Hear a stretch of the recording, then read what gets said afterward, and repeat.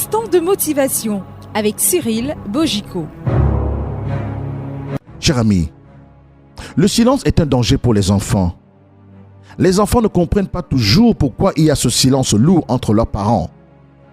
Pour eux, ce silence peut ressembler à de l'indifférence, voire à un rejet.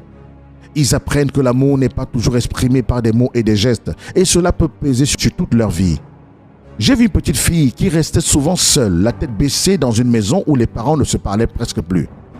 Elle disait qu'elle se sentait invisible. Ce silence entre ses parents, c'était une blessure pour elle.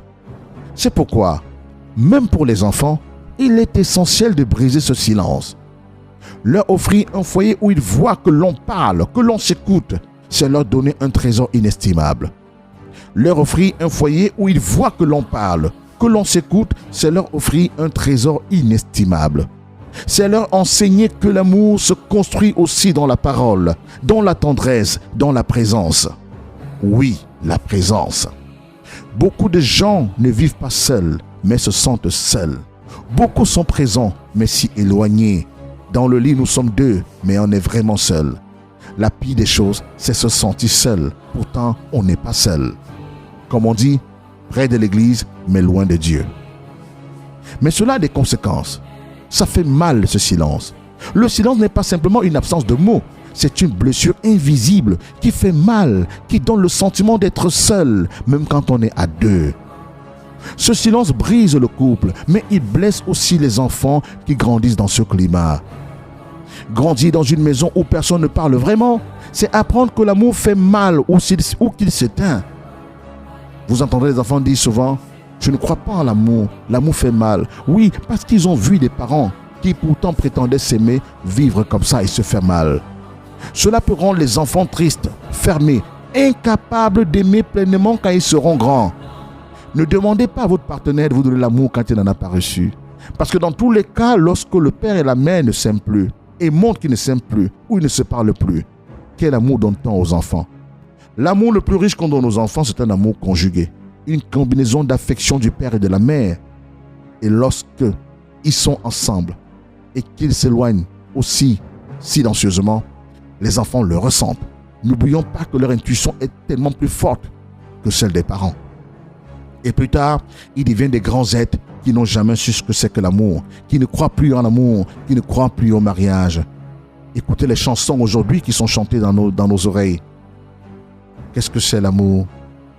Je ne voulais plus aimer. Je ne voulais plus aimer. Alors, grandir dans une maison où personne ne parle vraiment, c'est apprendre que l'amour fait mal ou qu'il s'éteint, je l'ai dit. Cela peut rendre les enfants tristes, fermés, incapables d'aimer pleinement quand ils seront grands. Et quand ils seront grands, ils auront de sérieux problèmes affectifs. Parce que l'amour d'un couple est un enseignement pour les enfants. C'est l'école de l'amour, chantait Ndidi et Yango. Parler et montrer son amour, c'est un cadeau que l'on fait à toute la famille. C'est un héritage plus précieux que tout ce qu'on peut posséder. Notre vie est souvent lourde. Travail, enfants, famille, argent, soucis. Ce sac qu'on porte peut devenir un fardeau qui écrase le couple. Je me rappelle d'un couple d'amis. Ils avaient tellement de responsabilités qu'ils ne voyageaient plus. Un soir, ils ont décidé de faire une pause ensemble, simplement pour se retrouver, parler de leurs rêves. Cette soirée a été un tournant. Ils ont compris qu'ils pouvaient s'alléger à deux. Se soutenir, c'est apprendre à partager cette charge. Parfois, c'est simplement offrir une épaule, un regard bienveillant, un mot d'encouragement. C'est aussi se donner le droit d'exprimer sa fatigue ou son dépassement. Oui, je suis dépassé par les événements. J'ai besoin d'une aide. Le couple doit être un refuge, un lieu où l'on peut poser ses armes et trouver du réconfort. Avancer ensemble, s'alléger ensemble, c'est ça la force, mes amis. Réveiller la flamme. Oui, réveiller la flamme parce que l'amour, ça se choisit chaque jour. Même si l'amour est devenu une petite étincelle, il peut repartir. Parfois, ça commence par un mot doux, par un sourire, un geste simple, un fou rire en cuisinant, une promenade au marché, une prière partagée. L'amour, ce n'est pas magique. C'est un choix qu'on fait chaque jour. Choisis l'autre malgré les difficultés, malgré les silences. Oui, choisis l'autre. Un vieux sage m'a dit un jour, Mon fils Bogico, l'amour c'est comme un feu. Si tu ne le nourris pas, il s'éteint. Mais si tu souffles dessus avec tendresse, il peut illuminer toute une maison. L'amour c'est comme un feu. Si tu ne le nourris pas, il s'éteint. Mais si tu souffles dessus avec tendresse, il peut illuminer toute une maison. Ces petits instants sont des trésors. Ils nourrissent le lien et rallument la flamme. Oui, cher ami, on doit apprendre à réveiller la complicité par des petits gestes. Ce qu'on a fait hier, on peut le refaire aujourd'hui, on peut le refaire demain. Ce qu'on a aimé hier, on peut l'aimer aujourd'hui, on peut l'aimer demain. L'amour se cache souvent dans les détails du quotidien.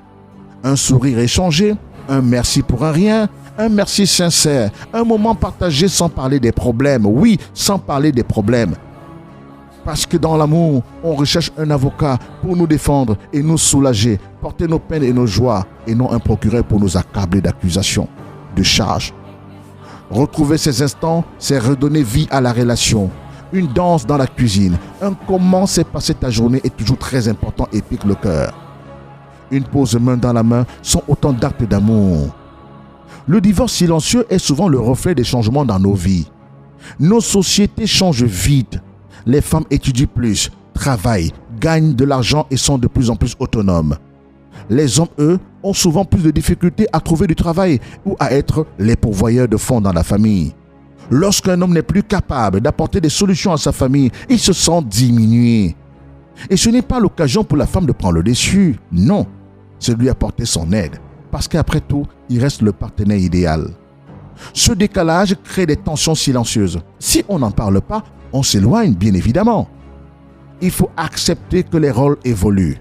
Être flexible, se respecter, c'est aussi la clé. On doit briser le poids du non-dit. Parce que dans nos familles, on aime garder la paix. Alors on préfère souvent ne rien dire. Mais ces non-dits construisent un mur invisible. Apprenons à dire ce qu'on ressent. Même si c'est dur, il faut le dire. C'est en parlant qu'on s'ouvre, qu'on apprend et qu'on comprend l'autre.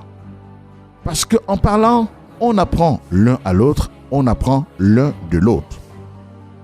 Il faut avoir la force de se relever ensemble.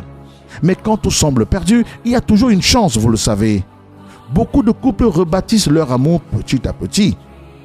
J'ai vu des gens divorcés légalement qui sont partis refaire leur vie et plus tard se sont remis ensemble et se sont remariés à nouveau. Vous les connaissez autour de vous, mariés 2 fois à la même personne. Chaque mot, chaque écoute, chaque pardon, ça compte. Parfois, on a besoin d'aide. Nos familles, nos aînés, nos chefs spirituels peuvent écouter, ils peuvent nous conseiller. Chercher un coup de main, ce n'est pas une faiblesse, c'est un acte d'amour. As-tu fait tout ce qu'il fallait pour sauver ton couple? As-tu fait tout ce qu'il fallait pour sauver ton couple? As-tu fait tout ce qu'il fallait pour sauver ton amour, pour sauver ton couple? Cher ami, le divorce silencieux n'est pas une fin. C'est un signal qu'il faut écouter. Pour sauver ton couple, il faut oser parler, oser écouter, oser aimer encore. Ce n'est pas facile, mais c'est possible. Quelle que soit la tension, quel que soit le degré des problèmes, quel que soit ton degré de colère, ne romps jamais la communication.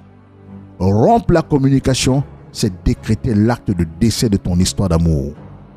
Chaque jour, choisis ton partenaire. Choisis l'amour, oui, choisis ton partenaire et choisis l'amour. Quelles que soient les circonstances, quels que soient les événements. Ton parti pris, c'est ton partenaire. Ton parti pris, c'est l'amour. Même quand c'est dur, choisis ton partenaire, choisis l'amour, même quand c'est dur. En cassant ce silence, tu ne sauves pas seulement ton couple. Tu donnes à ta maison cette lumière qui rend la vie belle. Tu offres à tes enfants un modèle d'amour vrai qui résiste aux épreuves et au temps. Alors n'attends plus. Parle à ton cœur. Parle à l'autre. Le silence ne doit pas être une prison, mais plutôt un appel à se retrouver.